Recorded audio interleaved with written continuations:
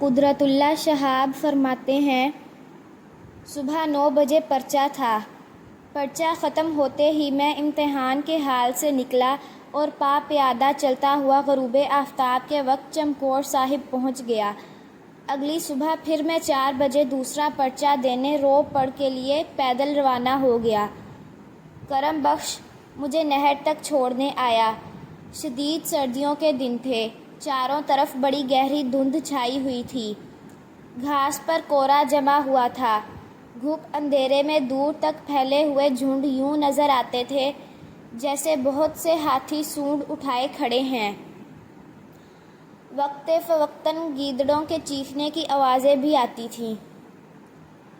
ان کی چیخوں کے ساتھ گاؤں کے کتے بھی زور زور سے رونے لگتے تھے۔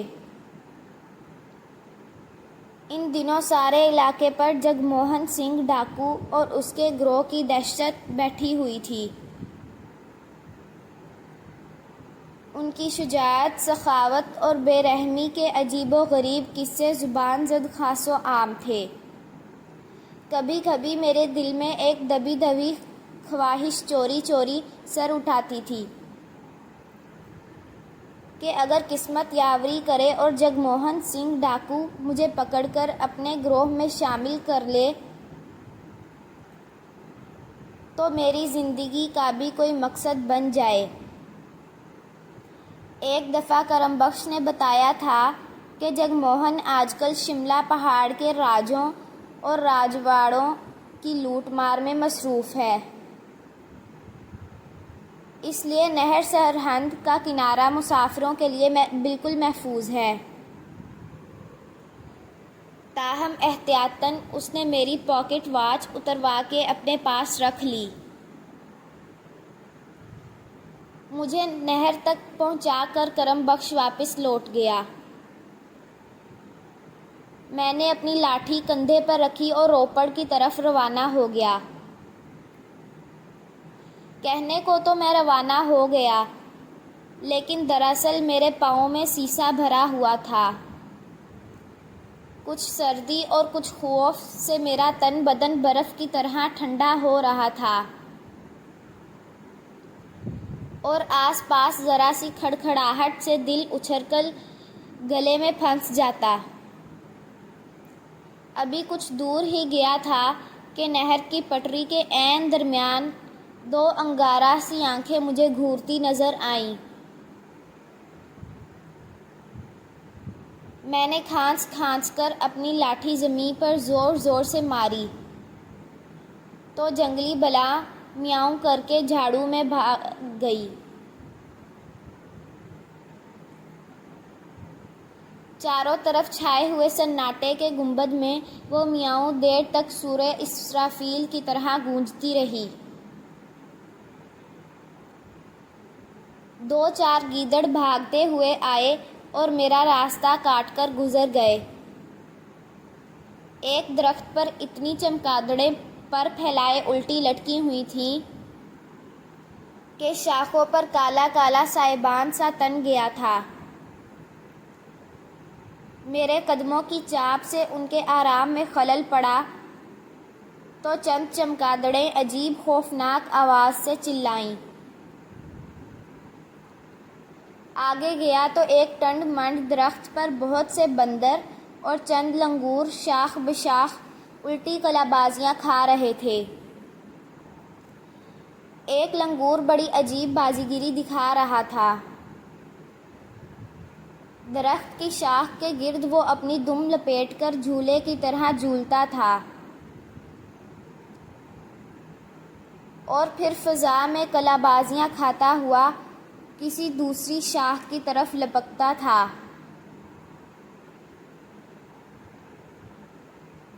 لیکن دوسری شاخ کو چھوئے بغیر وہ اس طرح ہوا میں قلابازی کھا کر واپس لوٹتا تھا اور حسب ثابت پہلی شاخ کے ساتھ الٹا لٹک جاتا تھا۔ اس طرح کی اصلی لنگوری جست زندگی میں صرف اسی روز دیکھنا نصیب ہوئی ہے۔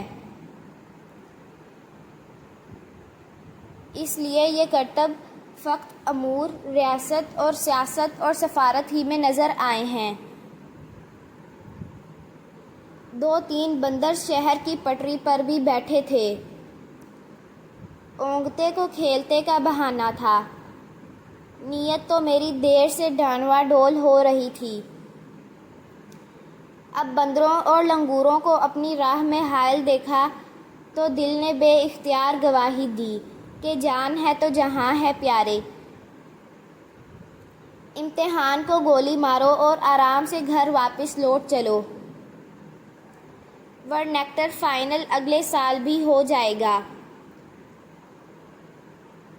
میں اسی ششپنج میں کھڑا تھا کہ سناٹے میں دور سے ہری اوم ہری اوم کی آواز لہرائی اور تاریکی میں ایک پتلا سا سایہ ابھرا اور ہری اوم رام رام ست ہے کی مالا جپتا تیز تیز میرے قریب سے گزر گیا۔ یہ مقصودن پادھا تھا۔ مقصودن پادھا چمکور صاحب کے ہندوؤں کا پروہتا۔ سکھ اور مسلمان بھی اس سے اپنے بچوں کی جنم پتریاں بنواتے تھے۔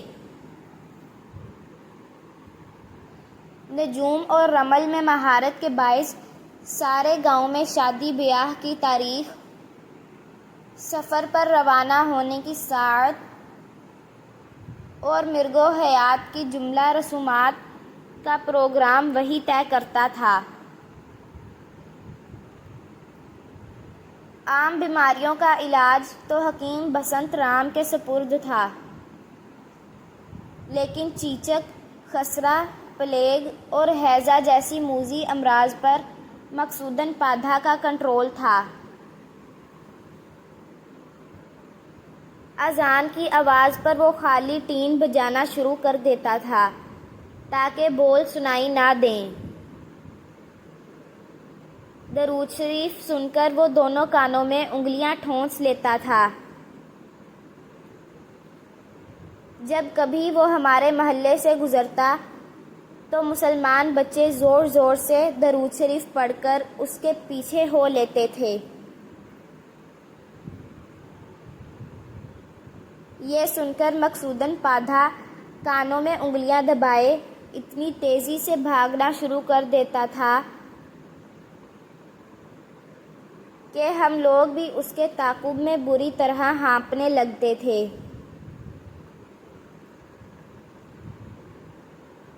مقصودن پادھا کا معمول تھا کہ وہ صبح 3-4 بجے اٹھ کر زور زور سے ہری اوم رام رام ست ہے کہ مہارنی کرتا ہوا نہر پر جاتا تھا، اور گرمی ہو یا کڑاکے کی سردی ٹھنڈے پانی سے اشنان کر کے اپنی پوجا پاٹ شروع کرتا تھا۔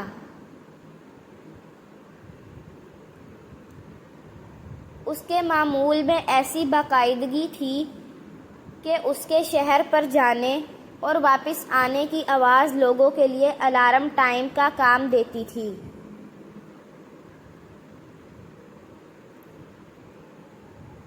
میرے قریب سے گزر کر مقصودن پادھا جب بندروں کے پاس پہنچا تو ان کا ایک جم غفیر اس کے گرد جمع ہو گیا۔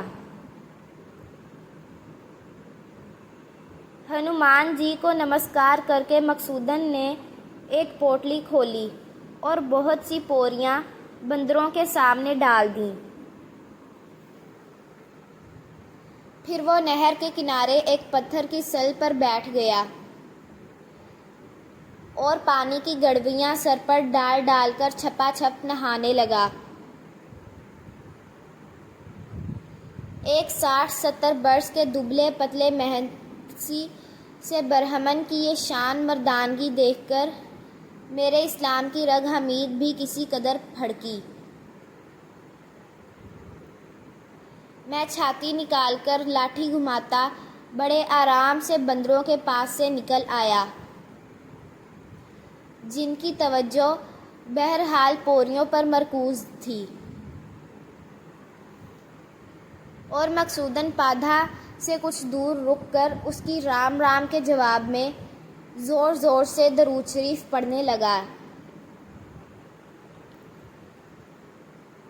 مقصوداً پادھا نے پہلے تو ایڑیاں اٹھا کر آواز کی سمت کا کھوج لگایا اور پھر درود شریف کے الفاظ سن کر اس نے یکلخت دونوں کانوں میں انگلیاں ٹھونس لیں۔ میں درود شریف بند کرتا تھا تو وہ کان کھول دیتا تھا اور جب دوبارہ پڑھنے لگتا تو پھر انگلیاں ٹھونس لیتا۔ جی تو بہت چاہا کہ ہری اوم اور درود شریف کی آنکھ مچولی کا یہ کھیل جاری رکھوں، لیکن میری منزل کھوٹی ہوتی تھی، اس لیے میں بآواز بلند درود شریف کا ورد کرتا آگے بڑھ گیا۔ درود شریف پڑھتے پڑھتے آہستہ آہستہ رگوں میں جمی ہوئی برف پگھلنے لگی، پھر جسم پر ہلکی ہلکی حرارت کی ٹکور ہونے لگی اور اس کے بعد ایسا محسوس ہوا جیسے میں نے الیکٹرک بلینکٹ اوڑھا ہوا ہو۔ 3 گھنٹے کے بعد جب میں امتحان کے ہال میں پہنچا تو خاصا پسینہ آیا ہوا تھا۔ میں نے آرام سے پرچہ کیا اور پھر ہال سے اٹھ کر درود شریف پڑھتا ہوا خرامہ شام تک گھر پہنچ گیا۔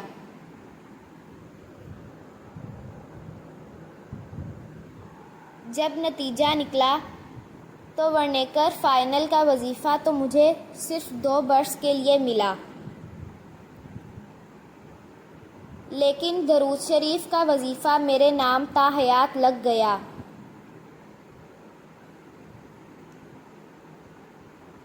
یہ ایک ایسی نعمت مجھے نصیب ہوئی جس کے سامنے کریم بخش کے سارے وجیہے بیکار تھے۔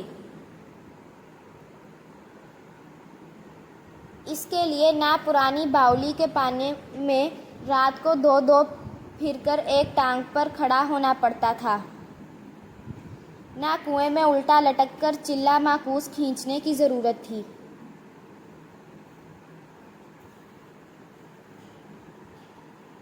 نہ گنگا ماڑی میں ڈھول کی تال پر کئی گھنٹے ہال کھیلنے کی حاجت تھی۔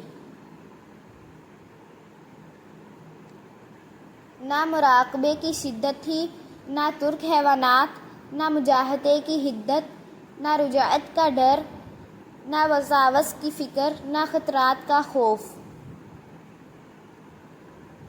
یہ تو بس ایک تختِ طاؤس تھا جو ان دیکھی لہروں کے دوش پر سوار آگے ہی آگے، اوپر ہی اوپر رواں دواں رہتا تھا۔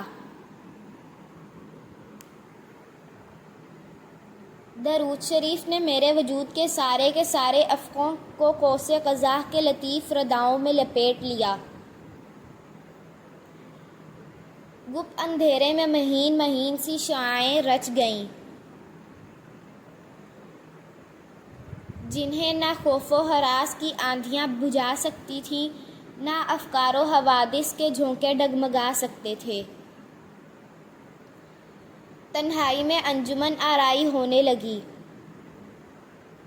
بھری محفل میں ہجروں کی خلوت سما گئی۔ دل شاد روح آباد، جسم یوں گویا کشش ثقل سے بھی آزاد۔ سب سے بڑی بات یہ تھی کہ درود شریف کی برکت سے پردہ خیال پر ایک ایسی بابرکت ذات کے ساتھ قربت کا احساس جاری و ساری رہتا تھا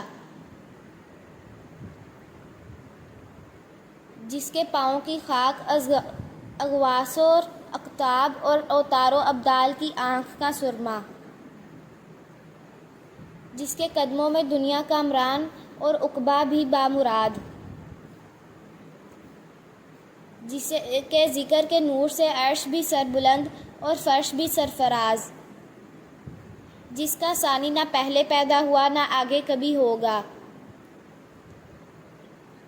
اور جس کی آفرینش پر رب البدیع الخالق الباری المصور نے اپنا ثنائی کی پوری شان تمام کر دی۔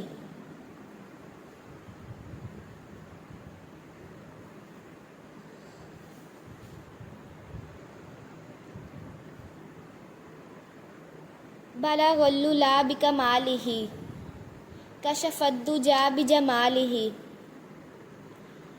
حسنت جمیع خصاله صلوا علیہ وآلہ.